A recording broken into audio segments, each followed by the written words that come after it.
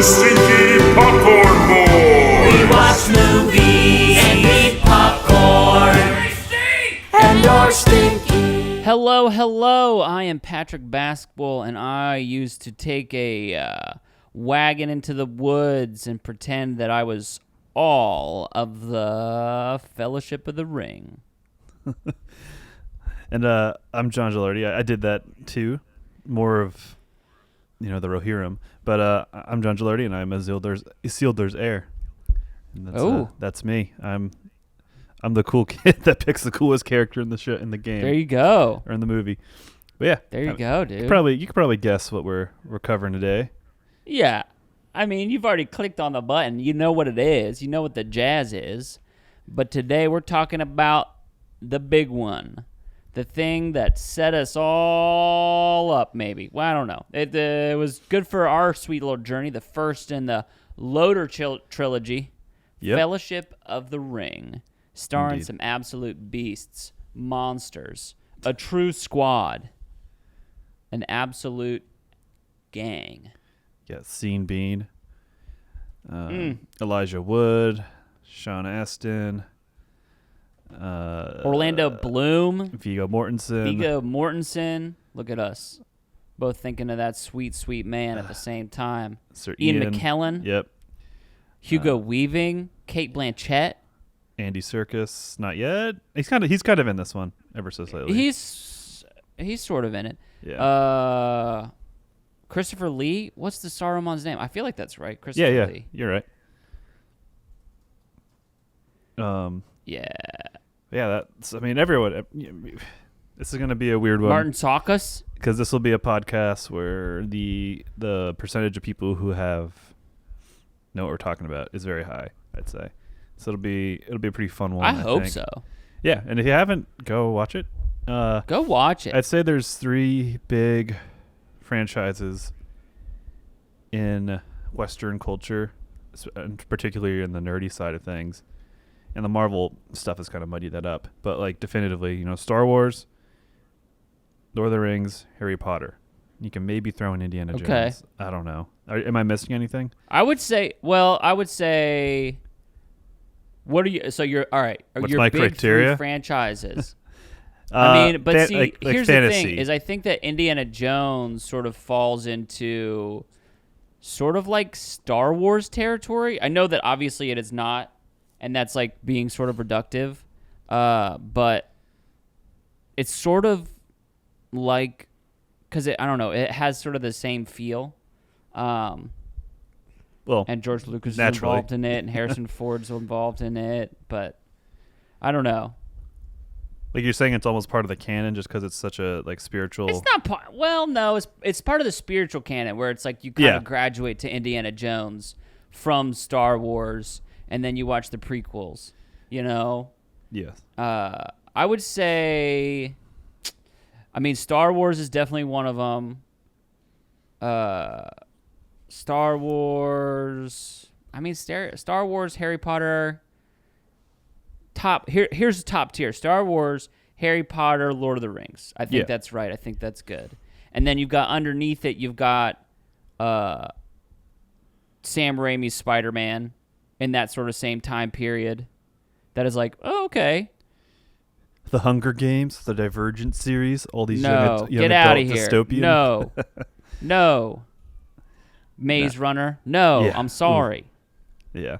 Well, anyways, I brought that up just to say that this is a culturally significant film. A lot of films are. It's also just a really good movie. I mean, listen, I know that it's fucking 3 hours and 20 minutes if you watch the extended cut. It's almost 3 hours if you watch the 3 hours 48 theatrical minutes cut for the extended. Well, no, but it's actually 3 minutes and 20. Just because I literally just watched it. Oh yeah, I'm looking at it. There's 20 minutes. There's 20 minutes of credits. The credits are insane. Yeah. Yeah. Well, I just watched it and I was like, shit, hell yeah, here we go. I don't remember there being this much extra, but whatever, I'm about it. Yeah. But then it finished, and I was like, oh, 3:20. That must mean that and I kind of skipped through. I was like, is there a post-credit sequence in this movie? I don't remember that. And then there wasn't. Surprise, surprise. Yeah, that's like a old VHS thing. I remember Yeah. that because that's how they could like slip into special features. And then Yeah. then Marvel. Well, and they adopted also it. just, Marvel was like, hey, you guys are going to be here anyway. Here's all this dead space. Yeah. Let's make it jazzy. But man, I fucking love this movie. Yeah, this was my. So I'll come out and say it. I did not watch it recently because I had just watched the whole trilogy a few months ago. But even before then, I know these movies like the back of my hand, and having in the background, Yeah. it's going to be good.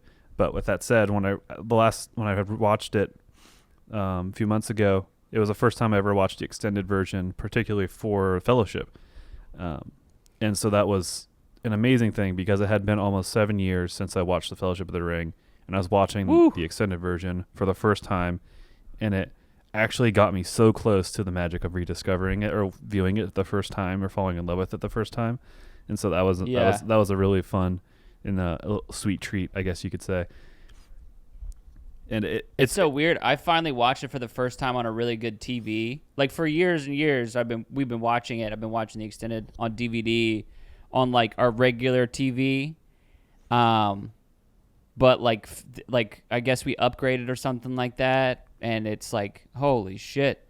And just seeing it, the extended version for the like after a long time, because it's maybe been like 3 years, I want to say. Like accidentally, just like sort of like crept up. It's like, hey, I'm like watching this movie. I was like, it's been a long time since I've seen this. Like I know it because I fucking devoured it again and again. Yeah. But it really was like, I don't know. It's really fucking cool watching it again. Let's take you. We can skip the synopsis stuff, but let's take you back to what time was it? 2000. 2001. So what was that experience? Like, was that your first exposure? Had you read the books, seen the cartoon Hobbit? I had seen the cartoon Hobbit. I had been terrified. You had? When did this?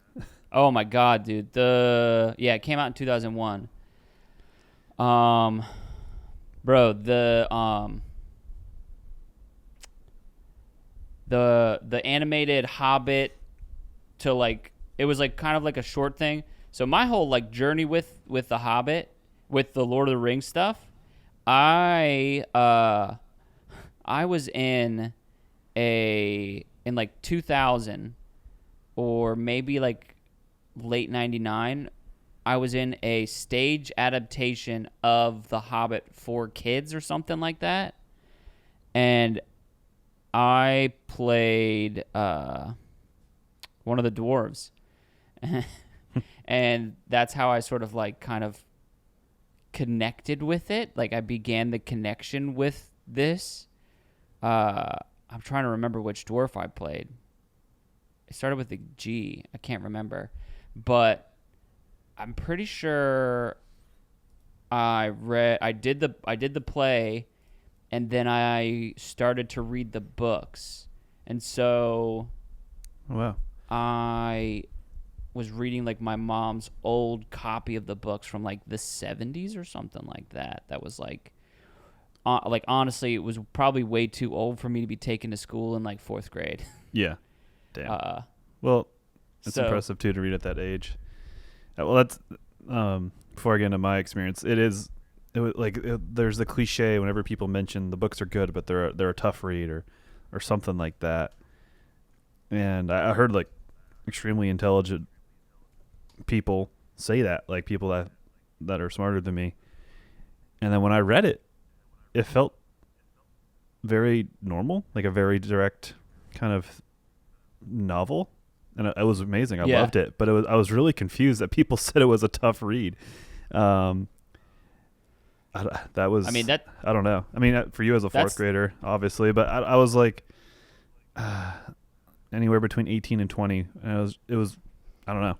That's something I always like sat on. I was like, what the heck? And then I read The Hobbit, and the same thing. I didn't read the Fellowship. I mean, I didn't read Two Towers and Return just because I haven't gone to them, and maybe I will one day. But between those two, missing some wild stuff in the fucking Return of the King. I want to. I am a fan. Like despite not having read those, I'm all about this stuff. And I am actually reading through the Harry Potters, so maybe the Lord of the Rings, getting through those again is necessary. Did you? Yeah. Sorry. Did you want to keep going about your journey and or where you were at in 2001 and the energy the hype or whatever, like whatever you can dig up to paint the picture? I mean, bro, I devoured those books. I absolutely devoured those books. It was like kind of because I think I did that play, and I played Gloin in The Hobbit. I played Gloin for whatever not one of the cool ones, because like you got Thorin, Bomber's the big fat one, Bifur, Ori, and Keeley are like, okay, yeah, those guys do stuff, but Gloin is just like, I'm just a dwarf and I'm here, and there's 13 dwarves and I'm one of the dwarves. But at some point, I devoured those books, and I think at some point, I got the Silmarillion in 4th grade, and I tried to read the Silmarillion, because I'm pretty sure I ate all those books before the first movie came out, and I was probably obnoxious with it.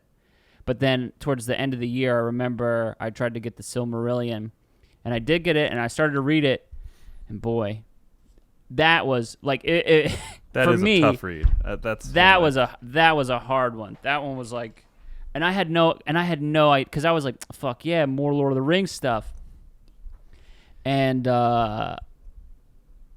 it was much more like reading my notes for like trying to create a D&D campaign, where it's like, oh, and this happens, and then this happened because of this, and then it's like, oh, here's a poem written from this person's perspective, and then it's like, all right, well, here's like 3 pages of notes about dates and stuff like that, and it's like, you guys couldn't organize this any better. Jeez. For me to read as a 4th grader. Definitely, I think that's a general statement that could be We're applied. thinking of you, but they were not thinking of 4th graders, despite that. No. Yeah, for me, Lord of the Rings, I think I'd seen Hobbit like on the shelf, like the DVD, the cartoon, and like a Walmart leading up or something. I don't know, but like I had no idea what Lord of the Rings was. I saw the Burger King trailer or McDonald's for the toys for the Happy Meals or whatever, and I was like, They had something where they were like, find the ring, right? Yeah. Didn't they? It's just their shitty. I think it was Burger King. It's just their shitty toys, and I was like, this looks dumb, because it just like was like the elves and like just a bunch of old people. Essentially, what I was seeing, I was like, what? It's really confusing. And then my dad, who is like OG nerd, played D&D in the 70s and 80s. He of course knew what this is, and he's like, okay, guys, let's go. I'm like, what? We're going. He's like, we're going to see Lord of the Rings. Like, what? That old people thing, like the old, just that's what, it looked like old people to me. That's how I remembered it from the Burger King trailers. And then he took us, and I don't know how much to say I had, but I liked it. I didn't fall in love with it the first time, but I was like, I sat through it as a kid, and I was like, okay, this is pretty cool. This is all right, especially with the opening. Just it opens with that fight. The battle. Which is a very good way, in a high fantasy sense, I think, to get people in, because it very easily sets the stakes. Big bad guy, good versus evil. It's very cool. We love a good prologue. Yeah, we love a good prologue, and we love a good show you how fucking badass our big bad is. Like, we don't want to see that again, do we? Yeah. And that's like the stakes are so high, and it's like so good, especially in this movie, where it's like we set our stakes real high, and then we come, and he immediately sort of like undercuts it with especially if you're watching the extended version, with like all this stuff about the Shire and essentially I think it's the 2nd chapter in the book, like almost word for word, is concerning hobbits, where it's like, hey, here it is, here's the hobbits, here's like the antithesis of everything that you just saw, and we're going to bring it back down to earth. And we're going to see all this stuff. And the stakes, and it's just so funny to me as I was rewatching this, how the stakes keep getting like a little bit higher and higher and higher and higher. Like, much like the book, where you're like, oh, he's going to be done.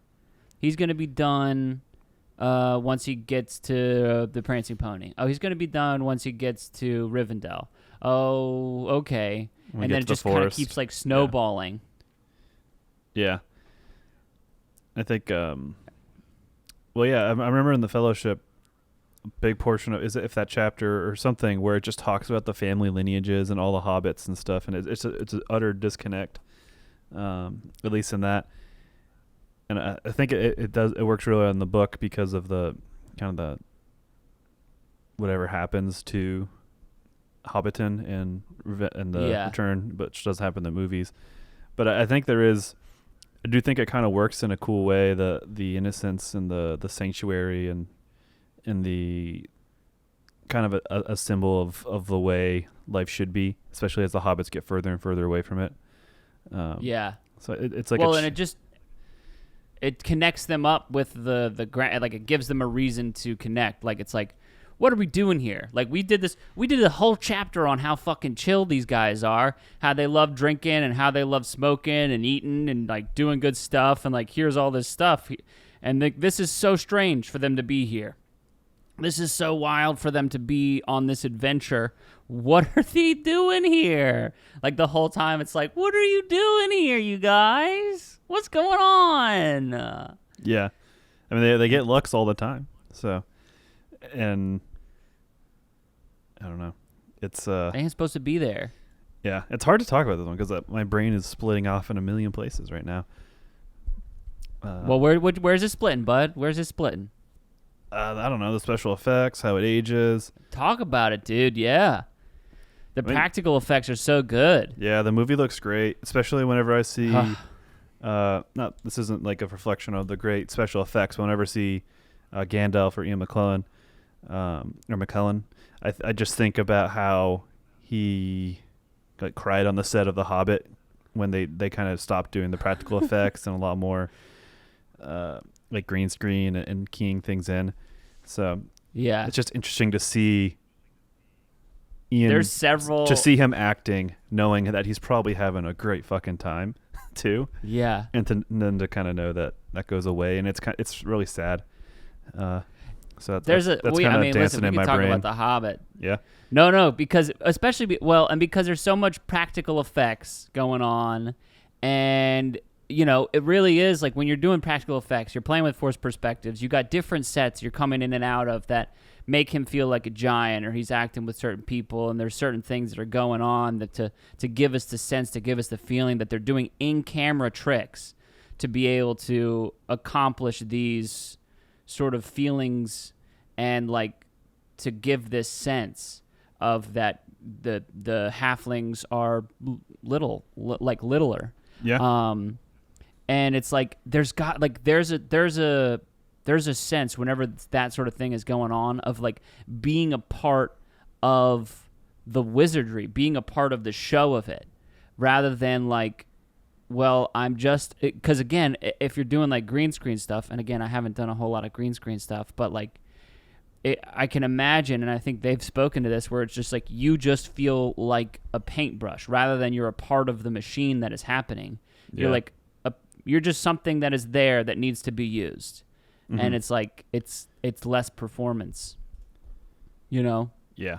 Especially for him, who had it's probably like the antithesis of the experience that he had on these movies, where he was just like literally playing in the world. Cool. Yeah. Yeah. And that's not to say there isn't a lot of CG. You have the dragon firework, you have the Balrog. I mean, you have any of the fireworks, the Balrog. Any of the, I mean, I think it's probably matte painting. But the I don't CG, know. And then the big armies, but it looks great. mean, that ages so well.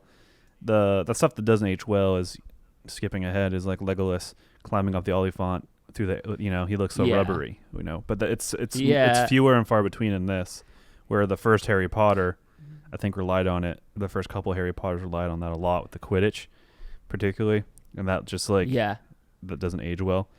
And then one shot I noticed at the beginning with Isildur, when they get ambushed by the orcs when he has the ring, and he disappears.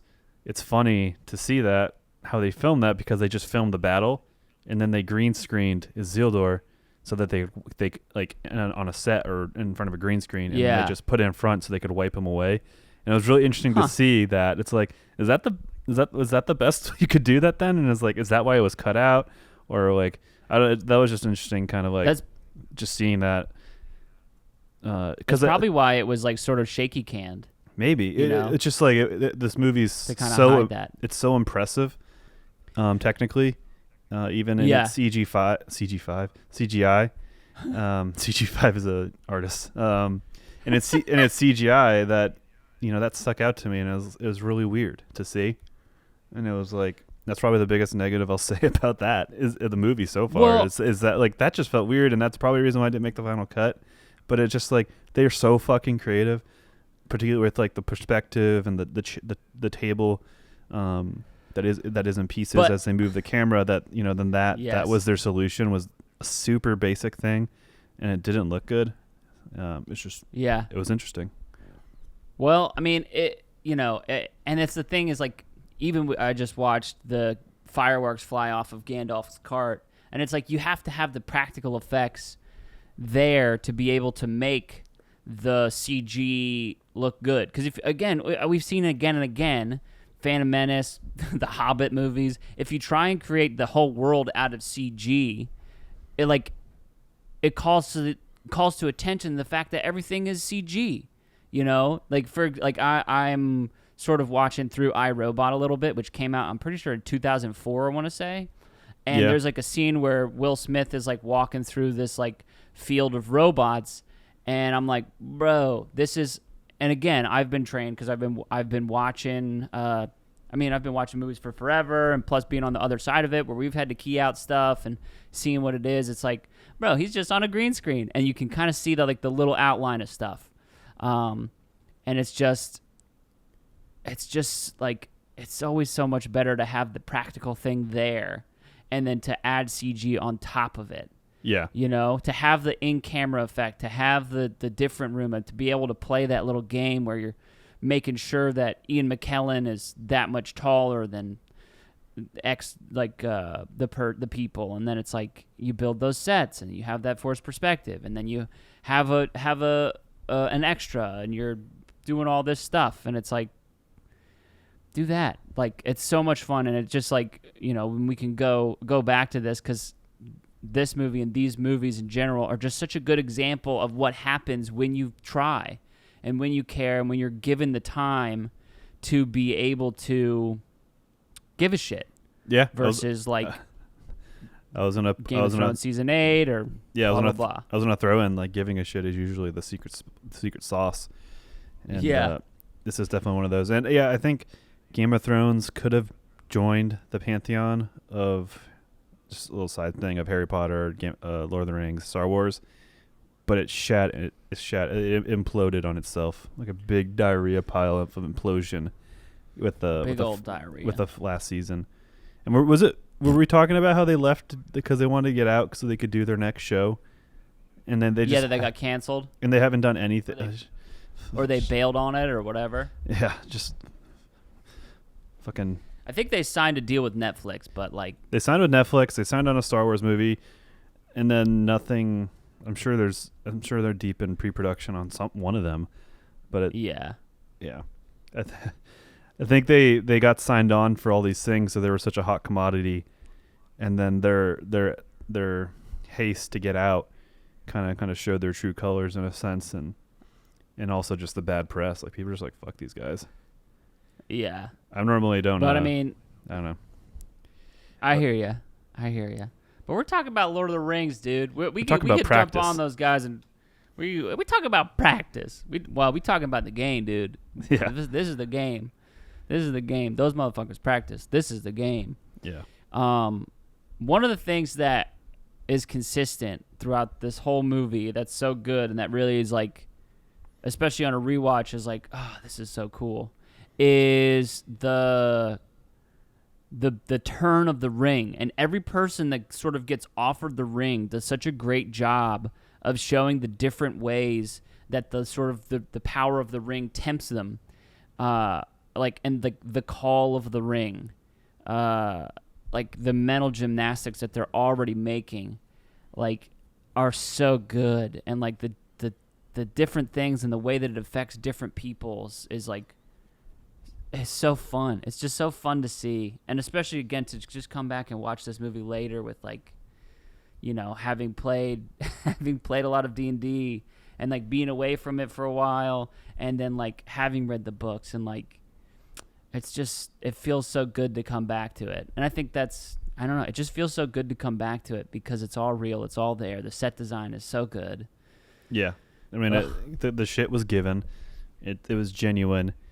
It's probably a classic you already love. It feels real. You can go to Hobbiton, you know, and all these other things and sets in the movie. You know, Helm's Deep is actually built, or was actually built. God, what's the Rohan city on top of that like little mesa? Is it Rohirrim? No, that's the guard. No, the Rohan. Edoras. Yeah, Edoras. Edoras. Yeah, so like that was actually built out. Like either way, so all these things are real. So it's Edoras. So it feels so good and comforting, and it satisfies. You know, you're watching with a sense of wonder and fantasy, you know, and it isn't in a sense because all these things are real. It feels real. You're seeing it, you know, and that's awesome. And it's really cool. Yeah, like there's multiple times I did watch notes while I was doing this one, and it's like there's multiple times where like they're walking or they're doing stuff, and it's like that's just New Zealand, and like they're just not even playing around because that's just New Zealand, and it's like that's freaking gorgeous. That's just a real place in the world. That's just New Zealand. Yeah, I want to go so bad. Any of like the kind of the romping in the woods, so particularly this movie, because every storyline is doing it for the most part of it, or basically they're all together, I guess, because the storyline hasn't branched yet. Yeah, but it's so relatable, especially as a kid who has access to woods, and I think that particularly was a really key thing for me.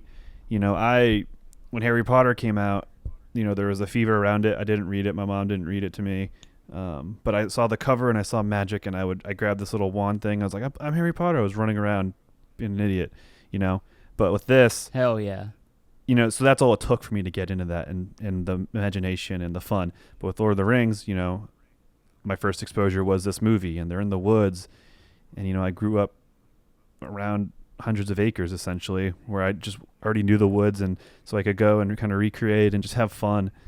And I think that's also why, for me and probably for millions of other people who were able to have access and run around in woods, why it really cemented this, you know, because you in essence experienced it or lived it, and you know, replayed scenarios and just did things over and over. That's the funny thing about a kid is you can just replay shit over and over. Yeah. Or like you're playing in a session and you're like, I'm going to do that again because that was fun. And you kind of reset yourself, just stuff like that. And so it kind of beats it in ad nauseum. That was a cool move I just did. Yeah, exactly. Or you die because you want to have a good death and you're like, okay, I'm back. I want to do that again. Like just stupid stuff like that. Yeah, now I'm a new person, but I'm essentially the same person, but this time like a little bit better and maybe nicer than the bad guy that I had my like, you know, my sort of bad guy that I had my tragic death with. But now I'm a better guy. It's just a lot of fun, you know. Yeah. Like I'm so thankful that this exists, but that it inspired and gave me so many memories in the woods. You know, you particularly have your specific example with the wagon and your brother. Mm-hmm. But yeah, we used to load up the wagon and like not a red flag, like one of those plastic wagons and stuff. Yeah. And we had like a little creek behind our house, and so we would just walk into the woods, and you get a good stick. You can kind of stick with that stick for a while, and that's your sword. Yep. You know how that goes. Yep. And then it's a real bummer whenever that stick breaks, because you're like, gosh, I had this stick for a while, or you lose that stick because someone is like, hey, this is a stick. I'm gonna toss it, you know, and you're like, that's my sword. Yeah. I can't tell you how many sword duels I had with my brother, and we would like just go at it. And Oh yeah. I was bigger at the time where I usually won just by sheer strength and size, and I would always get hurt, and he would run away and go tell, and then like our swords would get taken away and stuff, and like that it would always limit our ability to play sword fights. But he liked doing it, so it was like Classic. I know, but I had like Freaking classic stuff right there. there was like a boogie board I had. It was red and yellow, and I looped a belt around it to kind of be the. Oh, you made like a little shield? So I made a shield, and it like stayed on. Oh, It was wow. almost like a Legionnaire shield, and that was awesome. And the advantage I had over him with the huge shield is insane. Yeah. And it's pretty cool. Even as a kid, you kind of hands-on kind of learn some things, I guess. Yeah, just that's running gear. You can find the where they fail and where they succeed, where the pieces succeed or whatever. But it was pretty cool. That's wild. That's wild that you fashioned a little shield for yourself. I never did anything like that. I always just used speed and quickness. Never gear, speed and quickness for me. You're a rogue. I guess so. What would you? I guess maybe just penned it. But what was your D&D class as a kid? Like what you did and went out. What did it evoke? I mean, absolutely some sort of like rogue. Probably some sort of rogue. Man. Like rogue wizard type thing, because I would always be like, hey, I got powers, a lightning bolt. Yep. But then also like soup, like doing some like fucking rapier stuff. Pokey stab. Yeah, I like a little. Well, I like a little duel. I would definitely be like a dueling type person, but I wouldn't be a fighter. But definitely something rogue. Definitely something roguey. Rogue-esque with some sort of magic. That's like for me. Like magic never intrigued me in the fantasy sense. Like the Harry Potter did because it kind of structured it really interesting. But like high fantasy magic never, like wizards and stuff never, and still doesn't really do it for me. But Okay. With that said, so like my kind of go-to is always a ranger type, like Aragorn, where I could be the sword guy, the tracker, the woodsman, and an archer, because every fucking kid thinks archery's dope as hell. And there's no I don't think there's any kid that doesn't. For some reason it rings true for every child to think is cool. I don't know. Do you think archery is cool? Is fun. Yeah. I think it's because it's accessible. It's not scary, but it's still like a projectile and something fun. Yeah, I was always much more a magic than I mean, for me personally, I'm like, I would rather duel you and then use magic. Again, I was always like a Star Wars, where it's like, let's do a sword fight and then use the Force on each other, and that's the jazz. I was never really like Han Solo's a cool guy, but I don't want a blaster. I don't want a fucking arrow. Get that out of here. Really? There's no way for.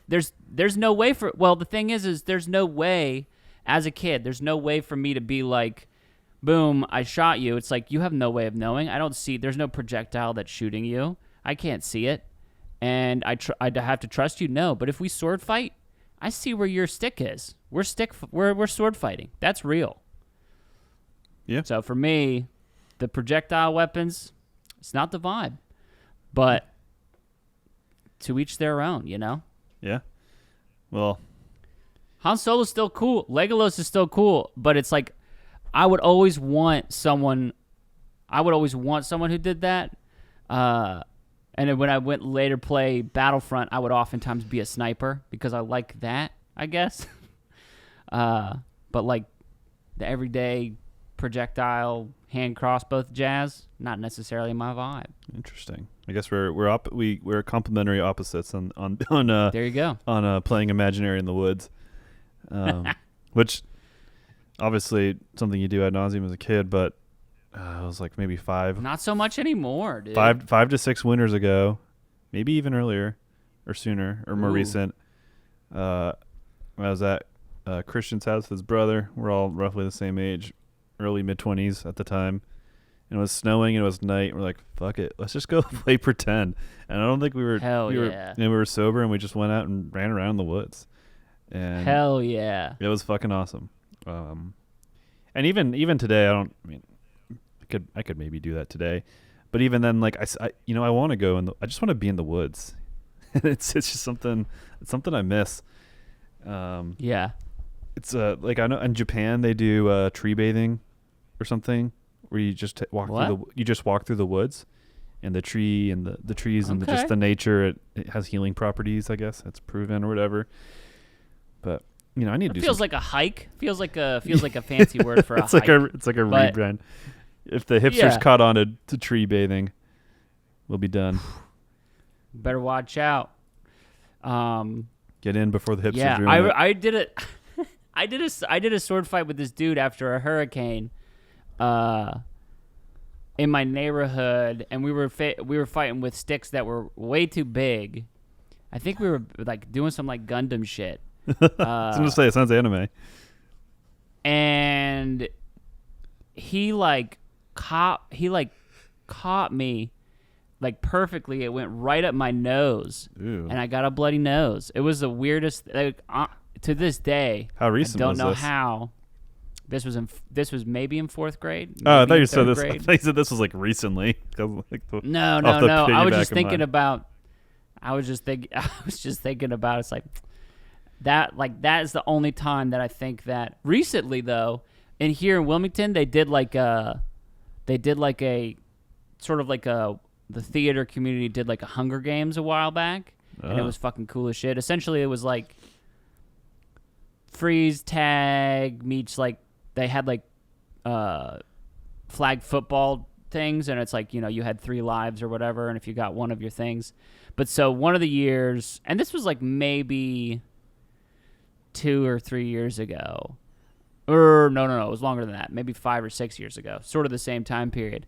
But like it ended up just being me and my brother, and we had like this like fucking epic sword fight with like the Nerf swords, and there were a couple times like it was just some great jazz. Like we were just sword fighting. It was like in a circle. The center was like we were the last 2 left, and in the course of it, there were a couple times where he got me, and I know that I got him, but we're like, hey, we're jazzing too hard. I only got you a little bit on the shirt.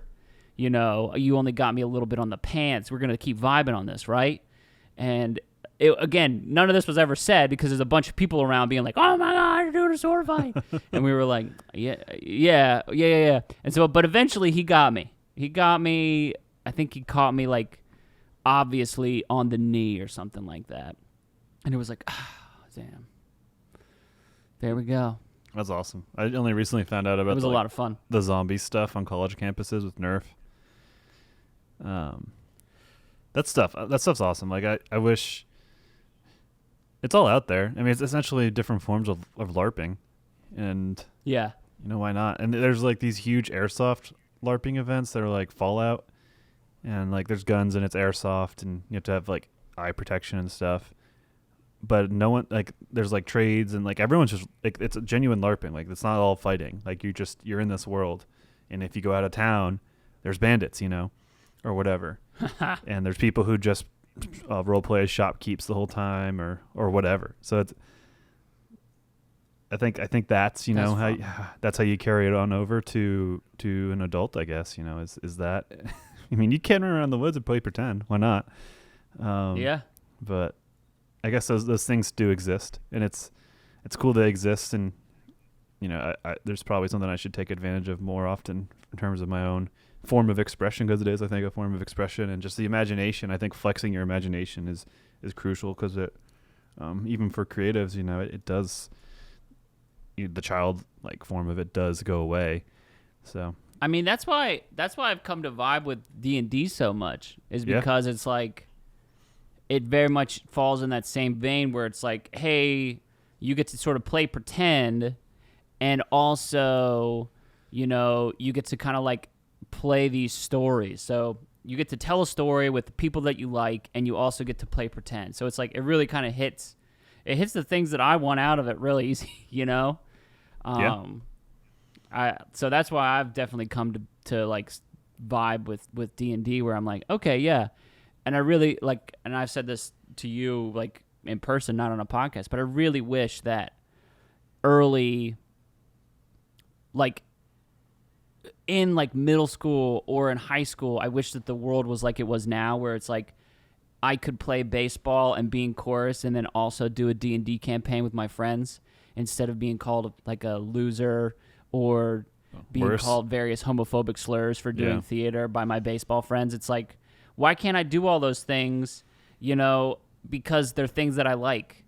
Back when we were in middle school and high school, us old mans. But it's like, that would, like, it's like, it sucks that now is the time where it's okay. It's interesting. The world is a lot smaller and not even more accepting, but less likely to put you in a box.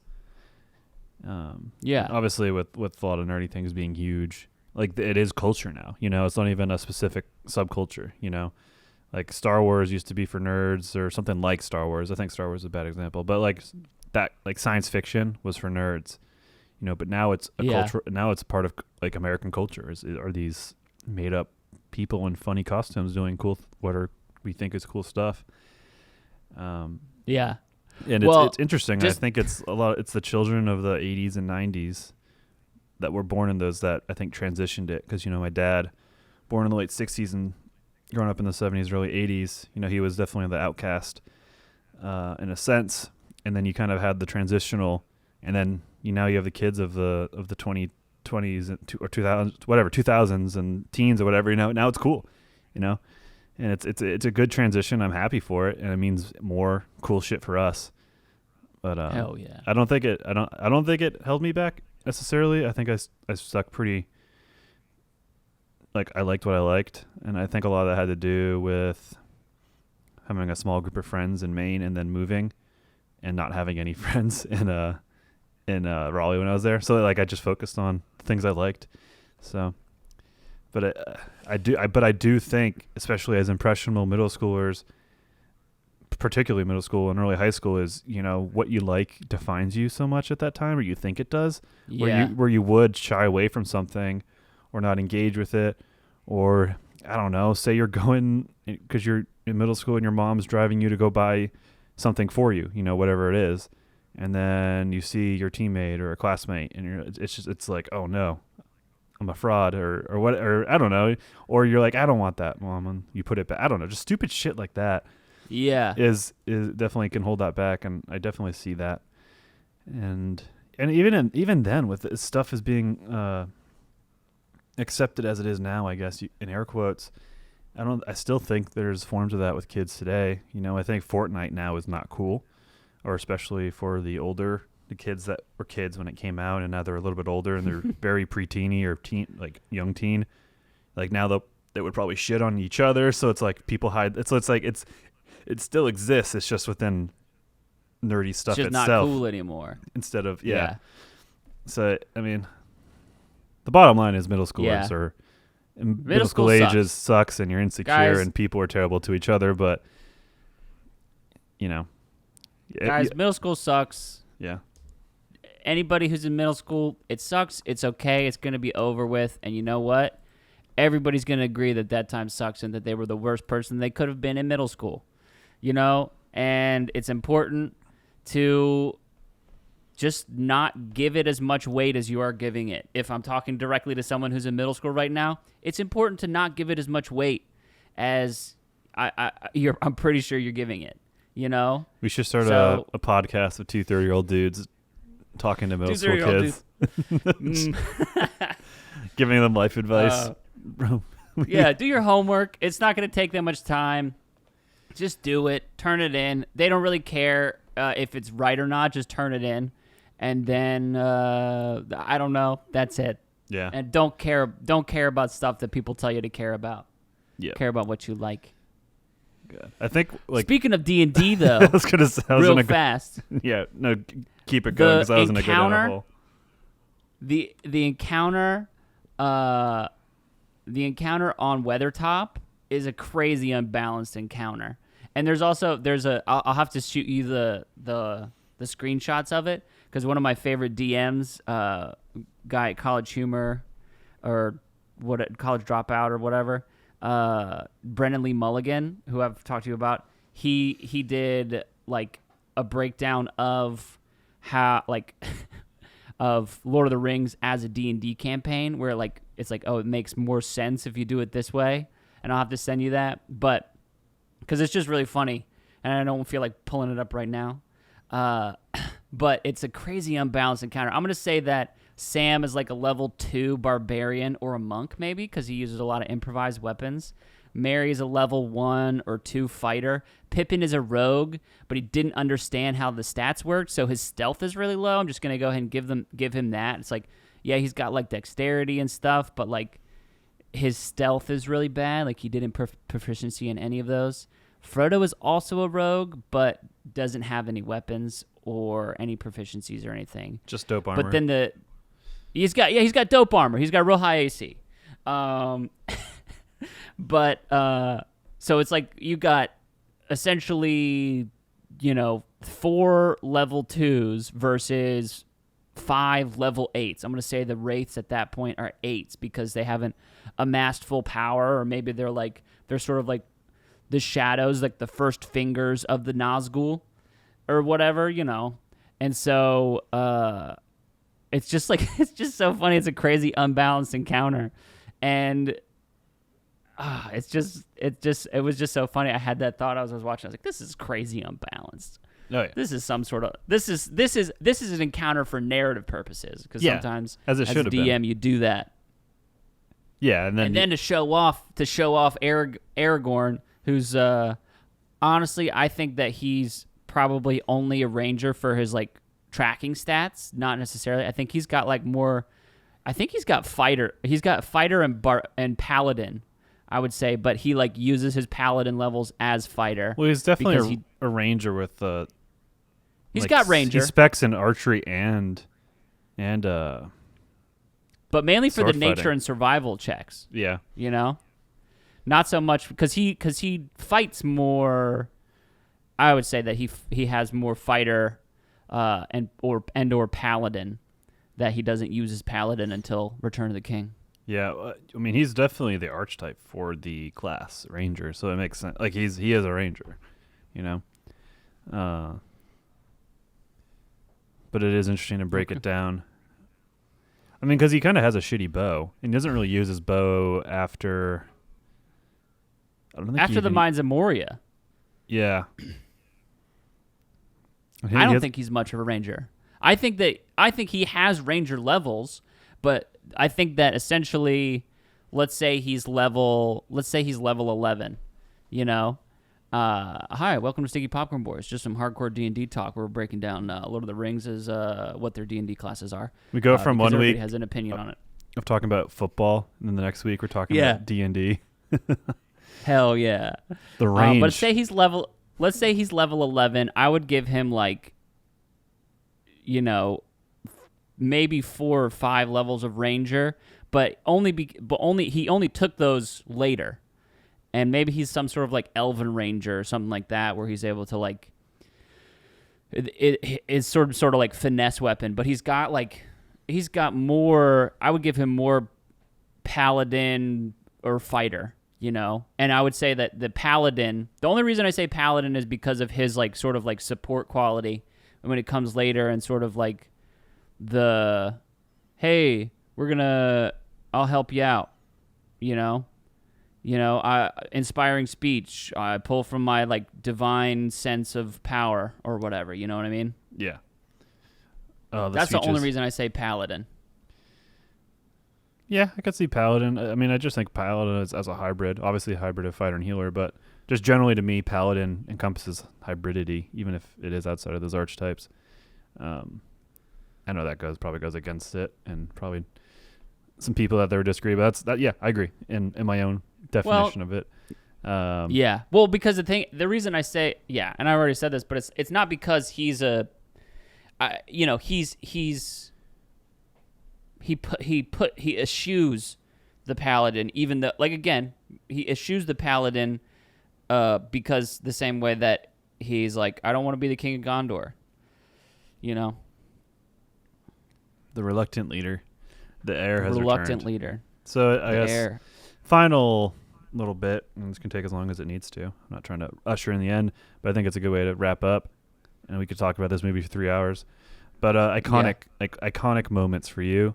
I'll go first. Ooh. For me, iconic is when the hobbits are underneath the root and the Nazgul is over them. And I can't tell you how many times I've felt that in weird situations, or just seen movies riff it. It's so iconic, and it there's so much anxiety with it, with the monster creeping or the whatever creeping right around the corner. And to me, I love that. I think that's awesome. And then for me, another iconic moment is the Mines of Moria with the troll fight in the dungeon or in the crypt, and then also the staircases collapsing and then jumping to and fro. There's a lot more, but those are mine. I mean, I'll give you 5. I'll give you 5, so you can give me 5. All right. 1 or 5. I don't know. I can't rank these. I'm making them up off the top of my head. But going from the beginning of the movie towards the end, the keep it secret, keep it safe, iconic, great stuff.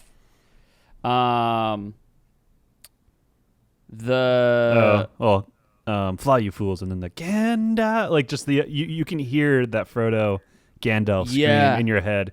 Like that's something you'll never forget. Like you'll forget your parents' voices before you forget how Elijah Wood says Gandalf in that moment. Gandalf. And then there's also talking about the stair wherever he's sort of falling down the stairs. There's some like sounds in this movie that I will not forget, like Gandalf hitting his head on the beam. It goes, ooh. Yeah. That, and then any of the times that poor Frodo gets stabbed. He gets stabbed a lot in this. And he makes that like super constipated face. That's my second complaint. They're different. They're different, and they're not as bad as you remember them being. I think. Then there's also whenever the way that Legolas when he jumps over on the staircase and he's like he refers back over to Gandalf. He says Gandalf, and it fucking killed me this time, and I always remember it because he goes Gandalf, and it's very funny. Number 4 iconic thing. I mean, shit. I'm gonna say Aragorn taking off his hood in the Prancing Pony, where he's like, whatever the line he says gets lost. As he's like, you fucking know who I am, you know? Yeah. I don't know. Well, it's so just good like his reveal, the illumination of him smoking the pipe. Well, you feel so like the hobbits feel so vulnerable, and then it's like, okay, they got someone with them, you know, and it's really comforting. It is very comforting, especially for me as a kid watching this and like being terrified. And oh my god, there's this guy. He's really badass. Okay, I feel better now. Yeah, thank gosh. Also, I want to say, just off of your thing, the with your epic thing, that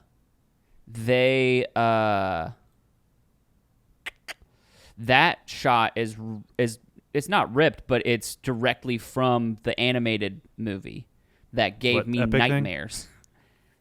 Thing? Oh, the Under the Root. Yeah. Yeah. It gave me that if have you ever seen the animated film? No. That gave me nightmares. Damn. Absolute nightmares. I mean, that's nightmare fuel. Those things are it's such a simple design, but it's effective. It's just a scary hooded creature, and you can make it into anything, you know, even though it's pretty blatantly a black cloaked figure. For some reason, that just lets your mind run wild, you know. And that's part It's of the, still terrifying. Yeah, it's part of the fear. Go ahead, give me another iconic moment. I'm trying to think. I mean,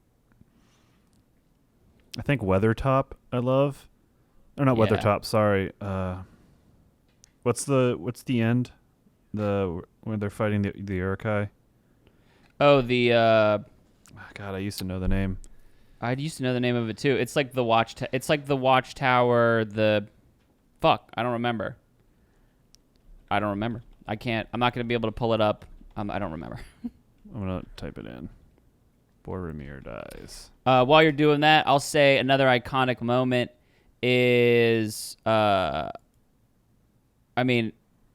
just Pippin pulling the arrow and just being a bad adventurer. I would say that whole sequence. I don't know why. Like, there's a lot of stuff where you could like sort of like poke holes in it. Like, why is this guy writing this in immaculate penmanship while the thing is going on? And then he dribbles off. Why is he writing while they're breaking down the doors? And then, like, is he writing while he gets stabbed? There's stuff with that. But anytime you find an old book, I don't know. I love it. You find an old book and you get information about your space that you're in that then makes it more clear to you about what happened. I love it. Even if there's like, well, why did this happen? You'll notice that if you ever play D&D with me, because I love to give give diaries of people who are at like guard towers, or as they like try and write stuff about who that they thought that they were, or like, that's one of my things that I like to do. And because I think that it's fun and it's like gives you a sense of the people who are in the space. That could be like your dating profile. I'm quirky. I do this, and it's just specifically that. Yeah, I don't like The Office. I like to make diaries for the guards at abandoned guard stations, and then give them hobbies about drawing different like woodland creatures that they find. So it's called Almond Hen or Parth Galen. I wasn't going to remember that. Those are names. But I think that whole scene, just because it is cool and there's light and it's a cool set, and Aragorn, they're odds. I don't know, something about the odds in the Mines of Moria were worse. Yeah. But there was kind of a Gates of Thermopylae, kind of like that was able to be controlled, but here they're surrounded. It's bright out, so there's not many chances for egress, and these guys seem a lot more formidable. They're taken by surprise too. Yeah, and so you really get to see the main three, including Boromir, when he's fighting, like shine, and it's really cool to see. And you have some actual loss. I mean, I guess you lost Gandalf, but it that hit's kind of lessened, obviously, as rewatches in the series go on, because obviously comes back as Gandalf the White. But the weight with Boromir dying, who essentially is the only one to really die besides Éoden. Yeah. Like Éoden's a cool character, but it's Éoden. Theoden. I was like, Éoden. Are you talking about Éodred? Theoden. Yeah, Theoden. Yeah. I think his son that died is Éoden. Is Theodred. Theodred. Éoden. Who's Éoden? I'm pretty sure Éoden is Carl Urban's character. Yeah, okay. Because his sister is Éowyn. Yeah.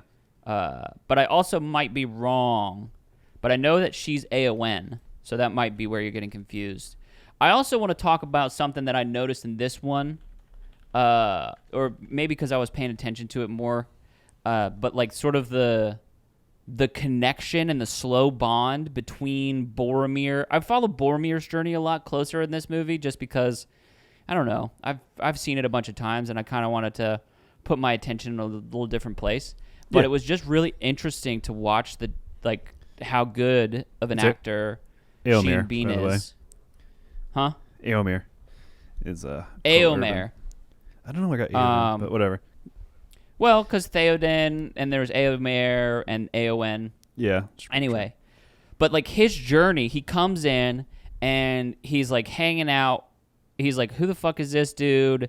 And then he kind of gets caught fanboying for a second over the sword, the shards of Narsil.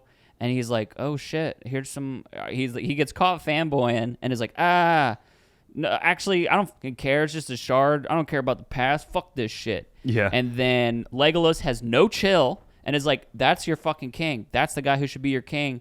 Fuck you." And so he comes back hard because Legolas has no chill because he's 1,000,000 years old, and like kind of like starts this little rivalry with Aragorn. And there's multiple times where Peter Jackson goes out of his way to show other members of the Fellowship helping or saving Boromir, and like not to like undercut him or like emasculate him or whatever the fuck, but just to be like, hey, he's a part of the team. And then he does the same thing where he's like, I'm part of the team. He's helping the hobbits fight. He's helping doing the stuff. And then by the time that they're on the way, they're doing the river. Boromir talks to, and maybe it's cut out of the theatrical version, but Boromir's talking to Aragorn, and Boromir's like, yo, let's go through Minas Tirith, you know? And Boromir is angry at Aragorn because he says no. It's on the shores because he's like, this dude would be a good king. Like I feel this, I'm putting this on him, but he's starting to see the possibilities. He's like, fuck yeah, I've been working with this dude. This dude goes hard. This dude would be awesome to be the king. If he's the right way, he's going to help us unite our people. Fuck yeah, dude. And I think that he just wants to show Aragorn, and he wants to show his father the possibilities. And so, like, in that moment, in that scene, it's so good because he's, like, mad at Aragorn because Aragorn, and the whole situation is under the control of the ring. It's being poisoned. Like, if it was a different vibe, if the ring wasn't around and they had gone through this whole journey, it's like maybe the vibe would be different. But the vibe is being poisoned by the ring. So Aragorn sees the worst in Boromir's fucking perspective and is like, fuck you, no, I would never go near that. I don't trust any men. And Boromir's like, why don't you see that I'm trying to reach out to you? Why don't you see that my intentions are good? They're only going to ever see me as a bad person who wants this ring if I can talk to Frodo. You know, if I could just talk to Frodo, I could figure it out, and he'll see, because he's the one who's leading it, because he should. And it's like, it was so good. And then the scene where Boromir's death scene, you know, after he's had his fucking absolute awesome moment where he's able to kind of reclaim a little bit of his dignity and try and save these, but even in that he fails, and that's also like, he fails even when he's trying to do the good thing. And so he's there with Aragorn. He's like, our people, I've failed our people. I've failed you. Those little moments between those little moments, the little bond that has been building between them as the two men in the group. I would have followed you, my brother, my captain, my king. And like now he's like looking at Aragorn, and Aragorn, he's like, you gotta be king now, because I failed, but I would have followed you to the end. You know, again, taking beautiful parallels with what Aragorn just said to Frodo. Yeah, so good, so romantic. But yeah, in a like sense of like romanticism, I it's funny you say that, because I did feel better about Boromir when I first watched a few months ago this version, the extended version, and I think maybe being more mature and watching it, that just I saw that, I picked up on a lot of that, you know, and I think it has a lot to do with the combination of age, and the theatrical cut doesn't put him in a good light at all. Well, because you got to have an easy bad guy. You got to have an easy thing. You got to see it easily. Yeah. And if it needed to be there for, you know, lowest common denominator, fine. But it definitely sucks. but that you know, it's easily accessible now that you can enjoy it the other way. You know, I think sometimes a way it's the vibe though. Yeah. And I really like the complexity of that, you know. I don't think, I mean, that's obviously a lot of your interpretation, but that, you know, that's stuff I picked up too when I watched it, and you know, I think the movie, the theatrical cut, gave us too much of the distrust sequences and not enough of the other things to pair it. So Yeah. It made it too easy to distrust him too early. yeah. Yeah. Oh, man, I love this movie. Yeah. It's a great movie. I love this movie. I really could talk about it for forever. You know, the first time I looked at the time, I was like 45 minutes in. I'm like, damn, we really could go on forever. Well, I mean, do I need to ask you what you give this movie? I mean, 5 out of 5. Would love to see it in theaters again. Yeah. Check it out. Take the time. This movie moves. You know, it's a fucking 3 hour and 20-minute movie for the extended cut. But it's not boring. And if you think so, fuck you. In the nicest way possible, I guess. But, like, you know, I guess the Arwen and Aragorn jazz kind of drags, but it's only because of the ebb and the flow of the movie, because you got to give things space to breathe so that the action hits.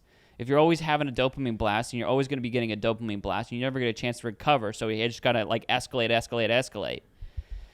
You know, this movie moves. There's never a moment, like, even though it takes, like, 50 minutes to get to the main journey, essentially, when you get shortcut to mushrooms, it's like, it still, like, moves, and it's great. Yeah. No, I agree. You know? I agree. I think for me, this 5 out of 5. Yeah, 5 out of 5 for me, and I agree with the slow down part. And I think when they get to the Elven Forest area, that feels a little bogged down. Lothlorien? Yeah, but not. Well, by, that's what I mean. A lot of that stuff much. got cut out. Yeah. So, but it's still all candy, and I love it so much. It's like at that point where I eat up every moment of it. So even like the whatever I can infer, you know, from Arwen and Aragorn talking, you know, some like, oh, like whatever you can dig from the history and whatever, you know, like that's the level I'm at. So even when I do feel like that drags, you know, I feel like you can really cut into the lore further, you know, with every little bit. So yeah, you get a sense of her immortality. You get a sense of the bigness of the world. It's I mean, I still think it kind of drags, but that's just because I don't know. But I also, it's like it's there for a reason, and I still I like it better every time that I watch it. Yeah. Oh yeah. You know. I do intend on watching it at my house in the room. In that nice new room. Yeah. And, you know, just on a good rainy day, or maybe on a day I'm feeling under the weather. Just kind of. I know. That's why I could watch it today, man. It's pouring. It is pouring over here. Damn. A little dry over here, but it is. No, it's not dry. It's wet, but it's not raining. But yeah, I haven't been watching anything new. Have you been watching anything else? I watched more of C, the Jason Momoa Apple TV show.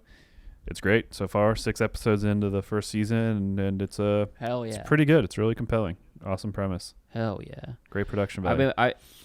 I watched. I've been watching iRobot. I started watching iRobot. Nice. And then I also watched another one of those like Netflix Untold sports documentaries. I love them.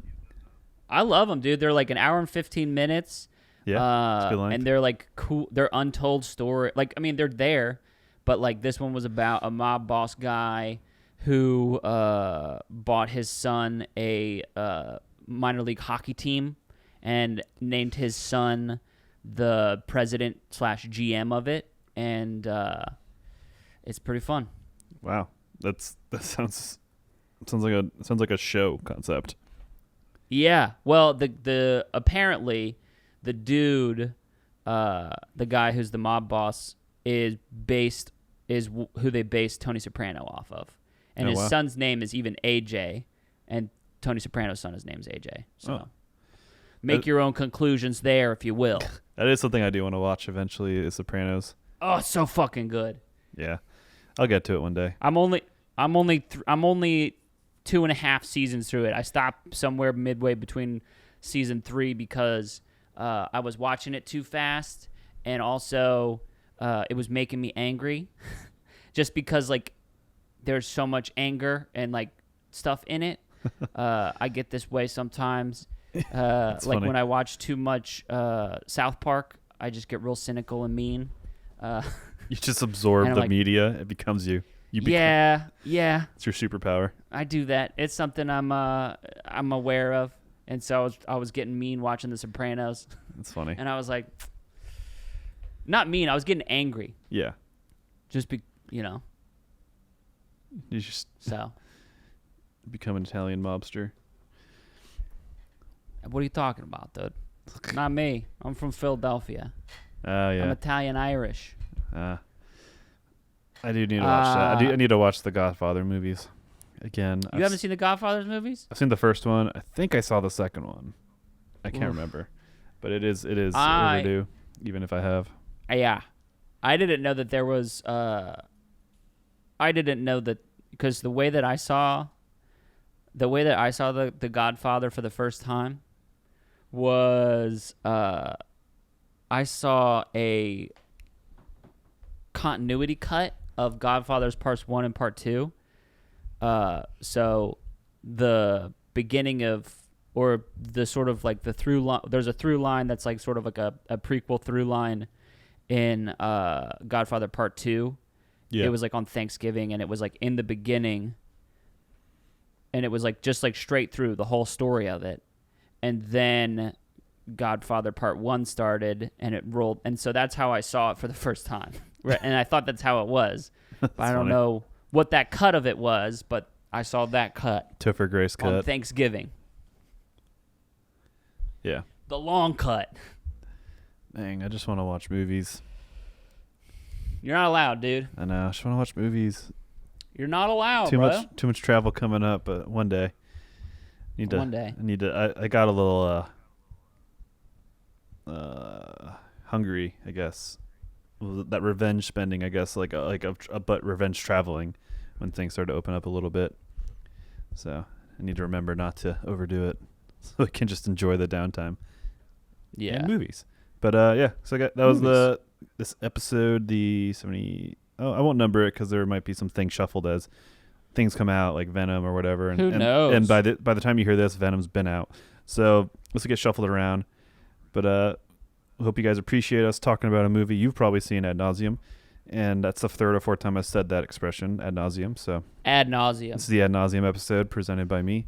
But thank you guys for watching, and like and subscribe, and we got Hit t-shirts. us up on Twitter. Tell us what you think. We got t-shirts. So you do that. Blow us kisses. Send us sandwiches. I don't know. Tell us your favorite movie. Rate and review. And as they say in Hobbiton, proud feet.